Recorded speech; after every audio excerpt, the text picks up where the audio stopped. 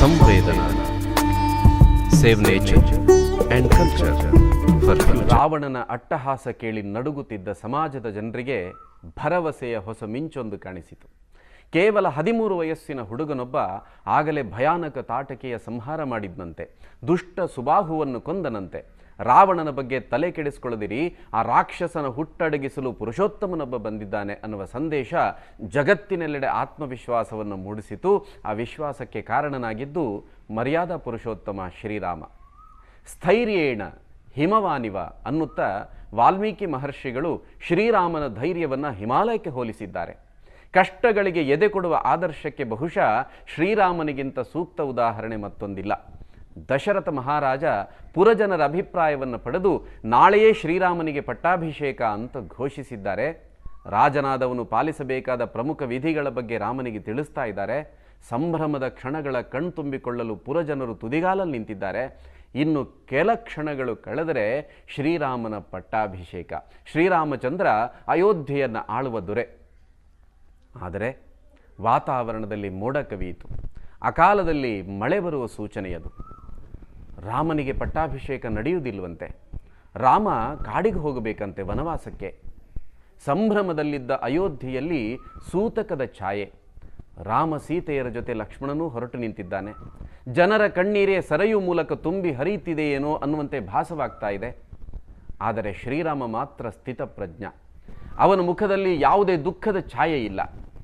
ನಿನಗೆ ನಾಳೆ ಪಟ್ಟಾಭಿಷೇಕ ಅಂದಾಗ ಅವನ ಮನಸ್ಸಿನ ಭಾವ ಹೇಗಿತ್ತೋ, ನೀನೀಗಲೇ ಕಾಡಿಗೆ ಹೊರಡಬೇಕು ಅಂದಾಗಲೂ ಅವನು ಹಾಗೇ ಇದ್ದ.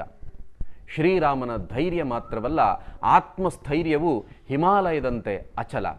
ಯಕಶ್ಚಿತ್ ಕಾರಣಗಳಿಗೆ ಕುಸಿದು ಬೀಳುವ ದುರ್ಬಲ ಮನಸ್ಸುಗಳಿಗೆ ರಾಮಕಥೆ ಎಂಬುದು ಅದು ಸಂಜೀವಿನಿ.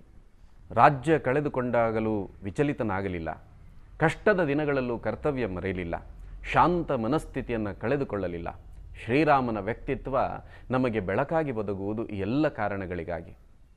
ಮುಂಜಾವಿನಲ್ಲಿ ಸೀತೆ, ಬೇಗ ಹೊರಡೋಣ ಅನ್ನುತ್ತ ಶ್ರೀರಾಮ ಅವಿಷಹ್ಯಾತಪೋ ಯಾವತ್ ಸೂರ್ಯೋನಾತಿ ವಿರಾಜತೆ ಅಮಾರ್ಗೇಣ ಆಗತಾಂ ಲಕ್ಷ್ಮೀಂ ಪ್ರಾಪ್ಯೇವ ಅನ್ವಯವರ್ಜಿತಃ ಅನ್ನುತ್ತಾನೆ.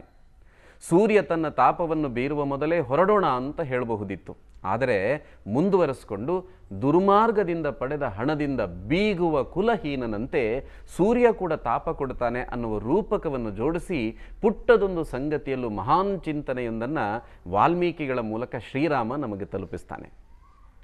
ರಾವಣನಿಂದ ಸೀತೆಯ ಅಪಹರಣದ ಸುದ್ದಿ ತಿಳಿಸಿ ತನ್ನ ಕಣ್ಣೆದುರಲ್ಲಿ ಮರಣಿಸಿದ ಜಟಾಯು ಕೇವಲ ಪಕ್ಷಿಯಾಗಿ ಕಾಣಲಿಲ್ಲ ಶ್ರೀರಾಮನಿಗೆ.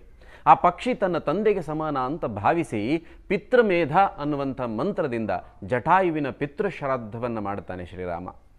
ಪುಟ್ಟ ಅಳಿಲು ಸೇತುವೆ ಕಟ್ಟುವಾಗ ತನ್ನ ಒದ್ದೆ ಮೈಗೆ ಅಂಟಿಕೊಂಡ ಮರಳ ಕಣಗಳನ್ನು ಉದುರಿಸಿ ಬರ್ತಾ ಇದೆ. ಇಲ್ಲಿ ಅಳಿಲು ಮಾಡ್ತಾ ಇರುವಂಥ ಕಾರ್ಯ ಯಾರಿಗಿಂತಲೂ ಕಡಿಮೆಯದ್ದಲ್ಲ. ತನಗೆ ಇರುವ ಅಷ್ಟೂ ಶಕ್ತಿಯನ್ನು ಉಪಯೋಗಿಸಿ ಅಳಿಲು ತನ್ನ ಕಾರ್ಯ ಮಾಡ್ತಾ ಇತ್ತು ಅನ್ನುವುದನ್ನು ಗಮನಿಸಬೇಕು. ಆ ಪುಟ್ಟ ಅಳಿಲನ್ನು ಒಬ್ಬ ವಾನರ ತುಳಿದ್ರೆ ಅಳಿಲು ಸತ್ತೇ ಹೋಗಬೇಕು. ಒಂದು ಪುಟ್ಟ ಕಲ್ಲು ಬಿದ್ದರೂ ಅಳಿಲು ತನ್ನ ಪ್ರಾಣ ಬಿಡಬೇಕಾಗತ್ತೆ. ಅಂಥ ಪರಿಸ್ಥಿತಿಯಲ್ಲೂ ಎದೆಗುಂದದೆ ತನ್ನ ಕಸು ಎಲ್ಲವನ್ನು ಬಳಸಿ ಶ್ರೀರಾಮನ ಸೇವೆಗೆ ನಿಲ್ಲುತ್ತದೆ ಆ ಪುಟ್ಟ ಇಣಚಿ. ಅದು ನಿಜವಾದ ಅಳಿಲ ಸೇವೆ. ಆ ಪುಟ್ಟ ಅಳಿಲಿನ ಅಗಾಧ ಕಾರ್ಯವನ್ನು ನೋಡಿದ ಶ್ರೀರಾಮ ಪ್ರೀತಿಯಿಂದ ಅದರ ಬೆನ್ನ ಮೇಲೆ ಕೈಯಾಡಿಸ್ತಾನೆ. ಈ ಸೃಷ್ಟಿಯಲ್ಲಿರುವ ಪ್ರತಿಯೊಂದು ಜೀವಿಯೂ ಭಗವಂತನ ಅಂಶವೇ ಎಂಬ ತತ್ವದ ಪಾಠ ಇಲ್ಲಿ ನಮಗೆ ಶ್ರೀರಾಮನಿಂದಾಗತ್ತೆ. ರಾವಣನ ಸಂಹಾರದ ಪ್ರಾಯಶ್ಚಿತ್ತಕ್ಕಾಗಿ ದೂರದ ಹಿಮಾಲಯದಲ್ಲಿ ಅಗಸ್ತ್ಯ ಋಷಿಗಳ ಗುಹೆಯೊಳಗೆ ಕೆಲವು ಸಮಯ ನಾನು ತಪಸ್ ಮಾಡ್ತೇನೆ ಅಂತ ಶ್ರೀರಾಮ ಹೇಳಿದಾಗ ಲಕ್ಷ್ಮಣನಿಗೆ ಆಶ್ಚರ್ಯ ಆಗತ್ತೆ. ಅಣ್ಣ, ನೀನು ಕೊಂದಿರೋದೊಬ್ಬ ಅಧರ್ಮಿಯನ್ನು, ಅನಾಚಾರಿಯನ್ನು. ಆತ ಸೀತಾಮಾತೆಯನ್ನು ಅಪಹರಣ ಮಾಡಿದಂಥ ದುರಾಚಾರಿ. ಅಂತಹ ರಾಕ್ಷಸನನ್ನು ಕೊಂದಿದ್ದಕ್ಕೋಸ್ಕರ ಪ್ರಾಯಶ್ಚಿತ್ತ ಮಾಡಿಕೊಳ್ತೀಯಾ ಅಂತ ಕೇಳಿದ. ಹಾಗೆ ಶ್ರೀರಾಮ, ರಾವಣನಿಗೆ 10 ತಲೆಗಳು. ಅವನ 9 ತಲೆಗಳಲ್ಲಿ ದುರಾಸೆ, ಅಸೂಯೆ, ಮದ, ದುರ್ಗುಣಗಳೇ ತುಂಬಿತ್ತು. ಆದರೆ ಇನ್ನೊಂದು ತಲೆಯಲ್ಲಿ ಆತ ಧಾರ್ಮಿಕ, ಮಹಾನ್ ಶಿವಭಕ್ತ, ಪ್ರಕಾಂಡ ವಿದ್ವಾಂಸ, ಉದಾರ ಹೃದಯಿ. ರಾವಣನನ್ನು ಕೊಲ್ಲಬೇಕಾದರೆ ಸದ್ಗುಣಗಳೇ ತುಂಬಿದ್ದ ಅವನ 10ನೇ ತಲೆಯನ್ನು ನಾನು ತೆಗೆಯಬೇಕಾಯಿತು.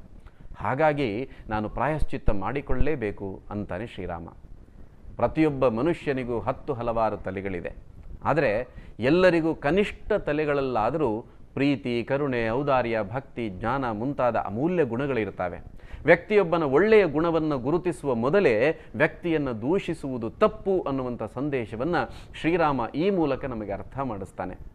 ತನ್ನ ಸತಿಯನ್ನು ಅಪಹರಿಸಿದ ವ್ಯಕ್ತಿಯ ವಧೆಗಾಗಿ ಪ್ರಾಯಶ್ಚಿತ್ತ ಮಾಡಿಕೊಂಡ ಶ್ರೀರಾಮ ರಾವಣನಲ್ಲಿ ಜ್ಞಾನಿಯನ್ನು, ಶಿವಭಕ್ತನನ್ನು, ಪರಾಕ್ರಮಿಯನ್ನು ಕಂಡ. ಹಾಗಾಗಿ ಶ್ರೀರಾಮ ನಮಗೆ ಪೂಜ್ಯ. ಶ್ರೀರಾಮ ಭಾರತೀಯರಿಗೆ ಮಾತ್ರ ಆದರ್ಶಪ್ರಾಯನಾಗಿ ಉಳಿದಿಲ್ಲ. ಸಯಾಮ್ ಅಂದರೆ ಈಗಿನ ಥಾಯ್ಲ್ಯಾಂಡ್, ಅಲ್ಲಿನ ಬೃಹತ್ ದೇವಸ್ಥಾನವೊಂದರಲ್ಲಿ ಸಂಪೂರ್ಣ ರಾಮಾಯಣದ ಕಥೆ ಚಿತ್ರಿತ ಆಗಿದೆ. ಥಾಯ್ಲ್ಯಾಂಡಿನ ಅರಸರು ತಮ್ಮನ್ನು ರಾಮನೆಂದು ಕರೆಸ್ಕೊಳ್ತಾರೆ. ಮಾತ್ರ ಅಲ್ಲ, ಬ್ಯಾಂಕಾಕ್ಗೂ ಮುನ್ನ ಅಲ್ಲಿನ ರಾಜಧಾನಿಯಾಗಿದ್ದ ನಗರವನ್ನು ಅಯೋಧ್ಯೆ ಅಂತ ಕರೀತಾ ಇದ್ರು. ಅಮೆರಿಕದ ಪೆರುವಿನಲ್ಲಿ ಈಗಲೂ ಕೂಡ ರಾಮಲೀಲಾ ಉತ್ಸವವನ್ನು ಆಚರಣೆ ಮಾಡ್ತಾರೆ. ಮುಸಲ್ಮಾನರೇ ಬಹುಸಂಖ್ಯಾತರಾಗಿರುವ ಇಂಡೋನೇಷ್ಯಾದ ನೃತ್ಯ ನಾಟಕಗಳಿಗೆ ರಾಮಾಯಣವೇ ಆಧಾರ, ಶ್ರೀರಾಮನೇ ಮುಖ್ಯ ಪಾತ್ರಧಾರಿ. ಜಗತ್ತಿನಲ್ಲಿ 3 ರಾಷ್ಟ್ರೀಯ ರಾಮಾಯಣ ನೃತ್ಯ ಮೇಳಗಳಿವೆ ಮತ್ತು ಅವು 3 ಭಾರತ ಬಿಟ್ಟು ಹೊರಗಿನ ದೇಶಗಳಲ್ಲಿವೆ ಅನ್ನುವಂಥದ್ದು ವಿಶೇಷ. ಕಾಂಬೋಡಿಯಾ, ಥೈಲ್ಯಾಂಡ್ ಹಾಗೂ ಇಂಡೋನೇಷ್ಯಾ ಇವೇ ಆ 3 ದೇಶಗಳು.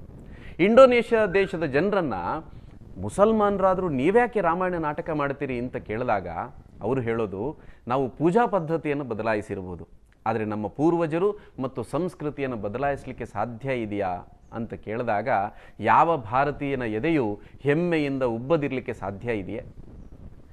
ಶ್ರೀರಾಮ ಜಗತ್ತಿನ ಜಡವಾಗಿರುವ ಭೂಭಾಗಗಳನ್ನು ಜಯಿಸಿದ್ದಲ್ಲ, ಕೋಟಿ ಕೋಟಿ ಮಾನವರ ಹೃದಯಗಳನ್ನು ಜಯಿಸಿದವ. ರಾಮನಾಮದ ಉಚ್ಚಾರದಿಂದ ದರೋಡೆಕೋರನಾಗಿದ್ದ ರತ್ನಾಕರ ವಾಲ್ಮೀಕಿಯಾದ. ರಾಮಕಥೆ ತುಳಸೀದಾಸ, ಕಂಬರಂತಹ ಸಂತರು ಹಾಗೂ ಆಧುನಿಕ ಕಾಲದ ಕುವೆಂಪು, DVG ಮೊದಲಾದ ಅನೇಕ ಶ್ರೇಷ್ಠ ಕವಿಪುಂಗವರನ್ನು ಸಮಾಜಕ್ಕೆ ನೀಡಿತು. ಭಾರತದ ಯಾವುದೇ ಊರುಗಳಿಗೆ ಹೋದರೂ ಇಲ್ಲಿ ರಾಮ ಬಂದಿದ್ದ, ಇಲ್ಲೇ ಬೆಟ್ಟದ ಮೇಲೆ ಉಳಿದಿದ್ದ, ಅಲ್ಲೇ ಅಡುಗೆ ಮಾಡಿ ಊಟ ಮಾಡಿದ್ದ, ಈ ನದಿಯಲ್ಲೇ ಸ್ನಾನ ಮಾಡಿದ್ದ ಅನ್ನುವ 100 ಕಥೆಗಳು ನಮಗೆ ಕೇಳಲು ನೋಡಲು ಸಿಗ್ತವೆ. ರಾಮಾಯಣದಷ್ಟೇ ಈ ಎಲ್ಲ ಕಥೆಗಳು ಪವಿತ್ರ. ಹಾಗಾಗಿ ಶ್ರೀರಾಮ ನಮ್ಮ ರಾಷ್ಟ್ರಪುರುಷ, ನಮ್ಮ ಅಸ್ಮಿತೆಯ ಪ್ರತೀಕ. ಆತನ ಅಯೋಧ್ಯೆಯಲ್ಲಿ ನಿರ್ಮಾಣವಾಗ್ತಾ ಇರೋದು ಅದು ರಾಷ್ಟ್ರ ಮಂದಿರ. ಅದಕ್ಕಾಗಿಯೇ ಶ್ರೀರಾಮನ ಜನ್ಮದಿನ ರಾಮನವಮಿ ಭಾರತದ ಇತಿಹಾಸದಲ್ಲಿ ಅತ್ಯಂತ ಮಹತ್ವದ ದಿನ. ನಮಸ್ಕಾರ. ಸಂವೇದನಾ, save nature and culture for future.